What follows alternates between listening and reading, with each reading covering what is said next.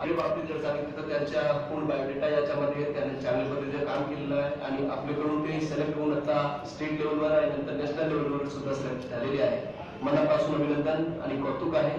आम्ही वाचल्यानंतर मला दिसला की ही जे UPSC एस्पिरंट तर ज्या पद्धतीची व्हॅल्यू सिस्टम असला पाहिजे, ज्या पद्धतीचा वर्क अल्गोरिथम असला पाहिजे, म्हणजे मला जे करायचे ते चांगल्या पद्धतीच्या करायचं आहे, क्वालिटी असली पाहिजे. जसं अभ्यासिकर म्हणतात की जर तुम्ही झाडू लावत तर असा झाडू लावा की पुढच्या माणसाने पाहिला पाहिजे, सांगितलं पाहिजे की कोण इथे स्वीपर साफ करून गेलेला आहे. तर या पद्धतीचा जे अप्रोच आहे, म्हणजे जे काही आपल्याला करायचे आहे तशा उच्च कोटीचा असला पाहिजे, त्याच्यामध्ये तनमन सगळं असला पाहिजे.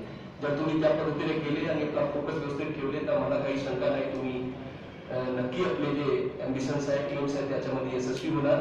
आणि तुमचे सोबत असणारे जिथे ते व्हॉलंटियर्स बसलेले जसं मॅडम आहे, 150 गाव व्हिजिट करणं काही सोपी गोष्ट नाही आहे आणि तो पण अतिशय चांगल्या पद्धतीने.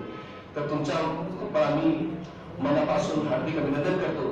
आणि आजची वेळ आहे, एक अशी वेळ आहे की एक संधी म्हणून पण आम्ही याला पाहत आहे, कारण की आपले आदरणीय जिल्हा सत्र न्यायाधीश आदरणीय साहेब आता 31 ऑक्टोबरला रिटायर होणार आहे. आणि मला वाटतं प्रोफेशनल कॅपॅसिटीमध्ये एक शेवटचा प्रोग्राम आपल्या सर्वांच्या सोबत होत आहे. आम्ही माननीय जिल्हाधिकारी साहेबांना विनंती करतो की त्यांनी साहेबांना निरोपचा जे आपला बुकी असतो तो द्यावा.